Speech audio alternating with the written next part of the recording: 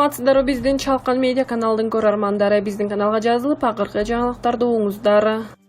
Жер саткандар, эл саткандар, алтын саткандар жүрөт. Жапаров дебатка эмнеге келбей койгонун түшүндүрдү. Теледебат маселе ушак дебат экен, андыктан мени катыштып кыйнабагыла. Атаандаштарымдын бир эле программасы бар экен, Жапаровду жамандоо деген. Мындай пикирди Жапаров бүгүн кара сулуктар менен жолугушуп, суроолоруна жооп берип жатып айтты. Мен мурунку теледебатка катышкан жокмун. Себеп дегенде теледебат маселе ушак дебат болуп кетиптир. Ал жерде ак ийнек айтышууда, ушак сүрүштүрүүдө. Атаандаштарым программаларын көрсөтүп, ушуну мындай жол менен аткарам. Реформа жасайм десе мен бармакмын. 3 саат алар менен ушак, жалган жалаларды териштирип убактымды кетиргенден көрө айылдарга, райондорго барып, алардын проблемаларын укканым жакшы. Эл кыдырып, элге жакын болгонум пайда. Алар программаларын жок дегенде китепче кылып таратса болмок. Ага аз эле акча кетет. Мейли акчалары жок экен. Анда кичинекей китепче кылышсын да, же теле аркылуу бир жолу окутуп койсо болот да. Программасын элге жеткире албаган ал кандай кандидат? Тилинен башка эч нерсе колунан келбеген кандидат менен кайым айтышууга барбай эле коеюн деп чечтим. Андыктан мени теледебатка барып катышыңыз деп кыйнабагыла. Анткени алардын арасында жер саткандар, эл саткандар, алтын саткандар жүрөт, дейди ал. Эске салсак, дебаттардын биринчи туру 29 декабрда өткөн. Ага Садыр Жапаровдон башка дагы бир талапкер Рашид Тагаев да келген эмес, бирок көп өтпөй ал шайлоо жарышынан четтей турганына жар салган. Ал эми Жапаров теледебаттардын экинчи туруна да кайрадан келген жок. Дебаттардын экинчи туру бүгүн 6 январга белгиленип, Жапаровдун башка талапкерлер Адахан Мадумаров, Канат Исаев, Курсан Асанов, Элдар Абакиров жана Аймен Касенов катышууда. Ал эми Жапаров дебаттардын биринчи туруна катышпаган менен ал башка талапкерлердин сынына кабылган. Айрыкча талапкер Арстанбек Абдылаев аны онлайн катыштырууну сунуштаган, бирок КТРКдан буга техникалык мүмкүнчүлүк жок деп түшүндүрүшкөн.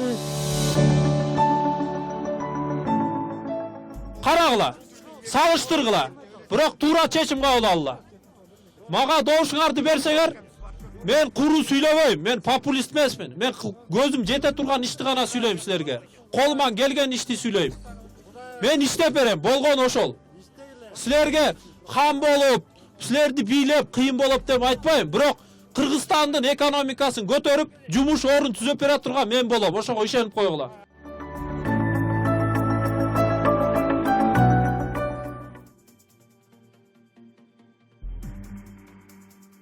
Финпол Бишкек ЖЭПтин жооптуу адамдарына карата тергөө ишин баштады. Кыргыз Республикасынын финансы полициясы атмосфералык абага булгоочу заттардын чыгышынын себептерин аныктоо фактысы боюнча Бишкек шаарындагы ЖЭПтин жооптуу адамдарына карата сотко чейинки өндүрүштү баштады. Бул тууралуу Финполдун басма сөз кызматынан кабарлашты. Бул факт Кыргыз Республикасынын жазык кодексинин 233-беренесинде коммерциялык же башка уюмда ыйгарым укуктарын кыянаттык менен пайдалануу каралган кылмыш белгилери боюнча кылмыштардын жана жоруктардын бирдиктүү реестрине катталды деп айтылат маалыматта.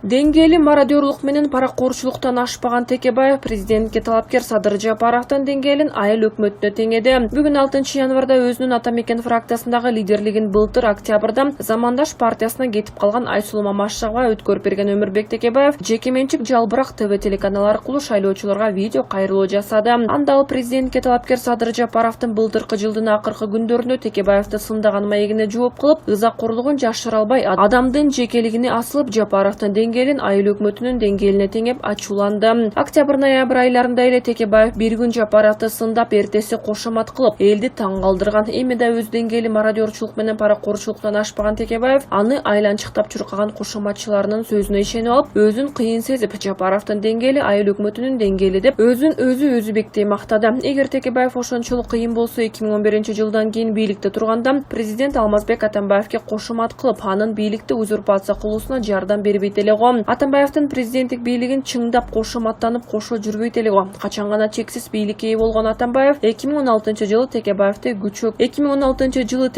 көчкө тээп, көчөгө чыгарып койгондон кийин ызаланган Текебаев адатынча оппозиция болмуш болуп айкырып чыгып калбады беле. Муну эл унута элек. Ошондуктан эл азыр Текебаевге ишенбей, аны бир уч фанаттарынан башка эч ким колдобойм. Ара жолдо калып, жараланган аюудай ызаланып туру. Өзү парламенттик системаны курам деп кыйкырып жүрүп, бирок досу Атамбаевдин президенттик бийлигин чыңдап, аны кыргыз элине коррупционер диктатор кылып берди. Текебаев эми жол кеткенден кийин кылычыңды бокко чап деген кыргыздын ачуу сөзү гана жарашат. 2010-жылдагы мамлекеттик төңкөрүштөн кийин Текебаевдин жан жөөкөрлөрүнүн бир нечеси Атамекен партиясынын мүчөлөрү мародёрлук айыпталып, узак жылдарга кесилип, азыркыга чейин абакта отурат. Өзү мародёрлук айыпталып, ага козголгон кылмыш иши аягына чейин чыкпай, саясий чечимдер негизинде гана токтоп калган. Россия Госдумасынын экс-депутаты Маевскийден пара катары алган $1 миллион боюнча сот тарабынан 8 жылга кесилип кеткен Текебаевди экс-президент Сооронбай Жээнбеков саясий чечим менен гана түрмөдөн чыгарып койду. Сынчынын сыңар өтүгү майрык дегенче өз башындагы төөнү көрбөй, бирөөнүн башындагы чөптү көрөт деген ушул экен да.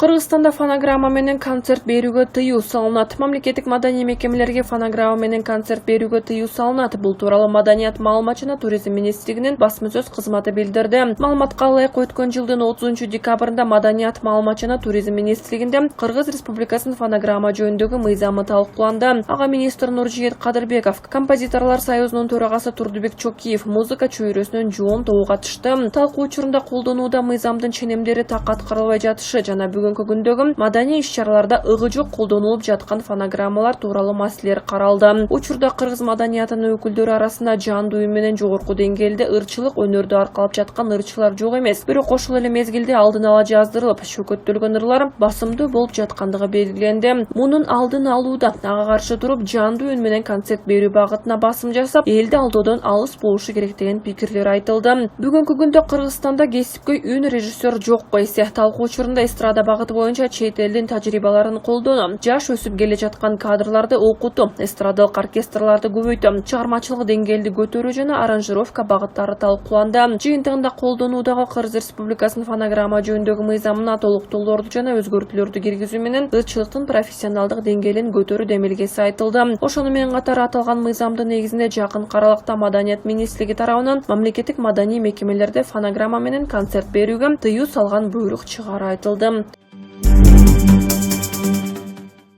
Жалалатта талапкер Курсан Асановдун штабындагы баннер алынды. Талапкердин шаардык штабынын сыртында илинип турган баннерин алып койгула деген коркутуудан улам штаб жайгашкан имараттын ээси аны алып салууга мажбур болгон. Бул тууралуу Азаттыкка президентке талапкер Курсан Асановдун Жалалат шаардык штабынын төрагасы Талайбек Мадаминов маалымдады. Штаб үчүн имаратын ижарага берген кишини белгисиз бирөөлөр телефон чалып коркутушкан. Ал үй бүлөсүнүн коопсуздугунан чоочулап бизден өтүнгөнү үчүн бүгүн баннерди алганга мажбур болдук. Ишкерге буга чейин да белгисиз жаран телефон чалып баннерди алып салышын талап кылган экен. Кийинчерээк үй бүлөсүнүн коопсуздугу менен коркутууга өткөн. Талапкердин Бишкектеги борбордук штабы буга байланыштуу борбордук шайлоо комиссиясына, ошондой эле укук коргоо органдарына жана прокуратурага расмий кайрылып, мыйзам чегинде чара көрүүнү суранган. Кыргызстанда президенттик шайлоо жана мамлекеттик башкаруу формасын аныктоочу референдум 10 январда өтөт. Президенттикке 17 талапкер ат салышууда. 3 пахан аттуу интермедиядан кийин куудулдар УКМКга чакырылды. Кыргызстандык куудулдар Рахман Разыков менен Абдылда Иманкулов оңолмок эле биз качан ортодо турса 3 пахан деп аталган тамаша концертинен кийин УКМКнын Ош шаардык башкармалыгына чакырылды. Бул тууралуу Азаттык куудул Рахман Разыковго шилтеме берип жазды. Маалыматка караганда УКМК куудулдарды концерт өткөн күндүн эртеси чакырып, 3 пахан деп аталган интермедиянын сценарийден алып салууну талап кылган. Куудулдар Рахман Разыков, Абдылда Иманкулов жана Нарымбек Молдонбаев аткарган 3 пахан аттуу интермедияда Кыргызстандагы алдыдагы президенттик шайлоо тамашага салынган. Анда абакта отурган 3 кишинин президенттик кызматка ким татыктуу экени тууралуу талашып тартышканы чагылдырылат. Рахман Разыков учурда бул концерттик программа менен Жалалатта жүргөнүн билдирген. Куудулдардын эмне себептен чакырылганы тууралуу УКМК комментарий бере элек.